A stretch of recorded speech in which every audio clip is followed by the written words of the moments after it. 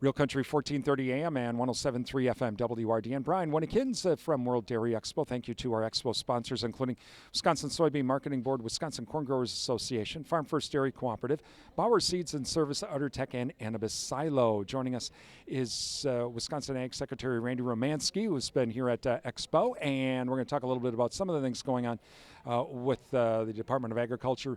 First thing, though, is you have been elected president of Mazda, is that what it is? That's right. It's the Midwest Association of State Departments of Agriculture, so 13 states in the Midwest and the Plains area.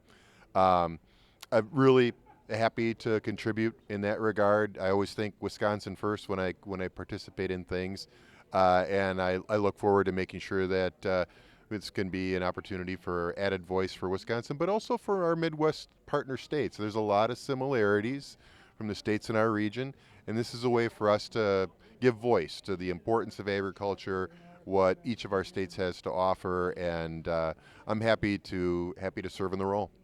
Meanwhile, I know one of the things we've talked a lot about over the years has been exports here in Wisconsin and the ability of the state to help, not just with dairy exports, but really agriculture exports. Yes, we're fortunate in Wisconsin to have resources available to help with this. I think one of the ways I always like to say it is Wisconsin punches above its weight class when we talk about international exports, because we don't live on the Atlantic or the Pacific Ocean. We are a Midwestern state. The good news is we've got two Great Lakes and a way to get things to the Atlantic Ocean, which is a plus for our products. But Wisconsin invests in moving our products around the world. And this is one of those things where I like to point this out. One of the reasons we have some of the resources available to us to help businesses the way we can is that Governor Evers and the legislature have agreed, and I like to make sure people hear that happens, because it happens more than people might know, on the importance of funding international trade opportunities. So they've agreed on funding for several years now for businesses to apply for grants and help them find their product, find their country that they might want to market to, and then find out how to label it and things like that. So that helps. You know, that's not something that a lot of other states have, and we're fortunate that we have that. Meanwhile, how important is those relationships in a time of trade tensions? Very important. I hear this a lot from businesses that are exporting products. I hear this from our team. As you know, we have a small international team that's been doing a great job for many years trying to get Wisconsin products known, recognized, and moving around the world. And those relationships mean a lot. They mean a lot at any point, but even more so now when we have some of the trade disruptions we're having. It's important to stay the course with these relationships. Sometimes we help companies find additional markets. Having a balance of markets that they're in helps alleviate some of those situations where one market might be lost, one or several markets might be lost. But back to where we started with your question, Brian, those relationships are really important. We've got to keep the lines of communication open and hope that some of these disruptions go away. Have you been hearing from soybean growers because of the situation with China right now? I think the soybean growers have been speaking pretty loudly because of the loss of market. And China is obviously a huge market for soybeans. China's our number 3 market for the state of Wisconsin, so it's a huge market for a lot of Wisconsin products. But the soybean growers have been speaking with a very loud voice, talking about the loss of that market is a really tough blow for them. I was just at the NASDA conference not too long ago, and one of the speakers that was talking about trade and trade disruptions, his words, not mine, was we need a trade agreement with China yesterday. So that's how important this market analyst was saying it was for there to be some real hard negotiations and an agreement on that market. But I would say others too. Having access to markets for Wisconsin products is really important because, Wisconsin products, availability, quality, reliability, top notch. The rest of the world knows that. So let's give them an opportunity to have access to markets. Talking with Wisconsin Agriculture Secretary Randy Romanski, the program with the legislature then that has helped over the years, because I think it's been in place for 4 years. Yes, this is something that Governor Evers included in his first budget, and the legislature has agreed ever since. And so we're really happy that that's happened. Number one, because it's bipartisan success. Everybody should hear that happens. The other thing is that it's a really clear awareness by our state and our leaders that helping Wisconsin businesses and farmers market their product around the world is a good investment. It's a good investment today, and it's a good investment for the future. What I would say is there are a lot of reasons for it, and again, I always go back to the quality, availability, reliability of products, the diversity of products in Wisconsin. But I'll say the last 4 years have been the highest 4 years for exports of ag, food, and forestry products in Wisconsin. So again, a lot of reasons for that, but I think this funding that we've gotten from the state has made a difference in helping businesses find their markets. Talking with Wisconsin Ag Secretary Randy Romanski this morning, total non-dairy issue, but more of an update. A year ago at this time, I was making phone calls saying, what the heck's going on? Pure Prairie Poultry's abandoned their growers, their contract growers, not just in Wisconsin, but in Iowa and in Minnesota. And there just seemed to be really nothing for the state of Wisconsin to do to help these growers who now are left with hundreds of thousands of chickens, no feed.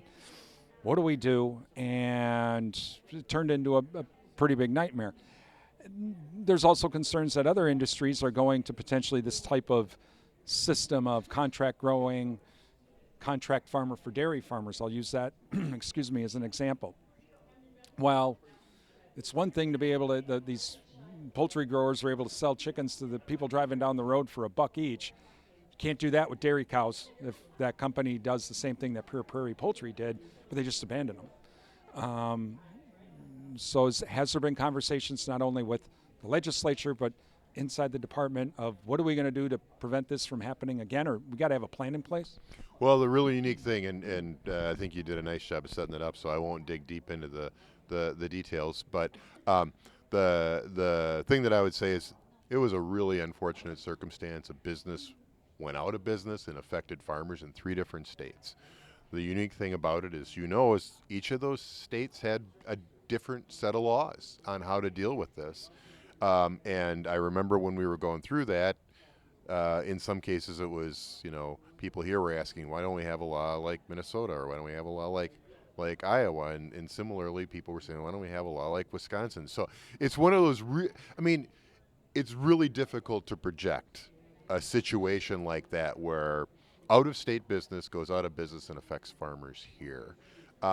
So the end result is farmers. I think one of the most valuable things our farm center was able to do was to, number one, make sure farmers knew that we understood their situation, cared about it, wanted to get them to whatever resources were available. One of the things that we encourage people to do is find legal counsel, because some of these things, as you know, Brian, get kind of caught up in courts for a while, and that's the way for farmers to stand in line to be made as close to whole as they can. So that process takes a while, as you know, but I think it's always a chance for us to talk to other states so we can kind of learn from each other what worked, what didn't work, and we've had conversations like that. I don't want to speak for them, but I think you and I may have spoken about this. Iowa had to spend a lot of money to say we have the ability to buy the poultry. Then they had to feed the poultry, and then they wound up having to euthanize a lot of the poultry. So at the end of the process, I don't know if they would see that that's necessarily the right way to go about it either. That's their call, but I know they're having conversations about that as well. So just a really unique and unfortunate situation, and I think we always need to make sure we're talking to each other about how do we address these things. Is that something that has to be, that the department needs to work with the legislature to if anything, at least bring the state assembly and state senate ag committees up to speed, saying, here's what happens, here's what we can and can't do, here's what happened over there, and oh, by the way, there might still be some legal issues for farmers that they might have legal liability because of what happened in Iowa. Because The creditors said, no, Iowa, you can't get those birds processed. Okay, well, creditors, if that's the case, then guess what? You're you're paying for to feed the birds, and if you're not going to, well, then guess what?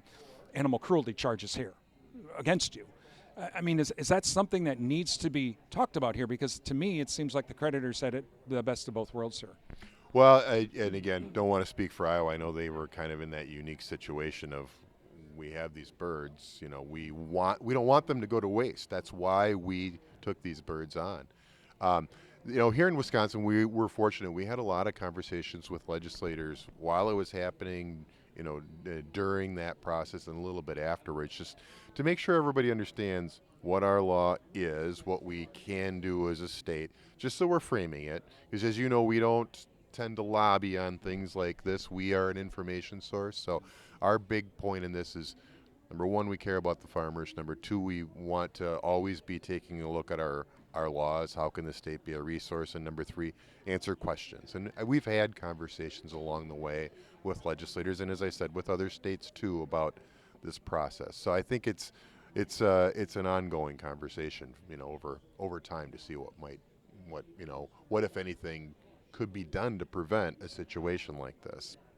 That is Wisconsin Ag Secretary Randy Romanski from World Dairy Expo. I'm Brian Winnikins. You're listening to the WRDN Morning Farm Report.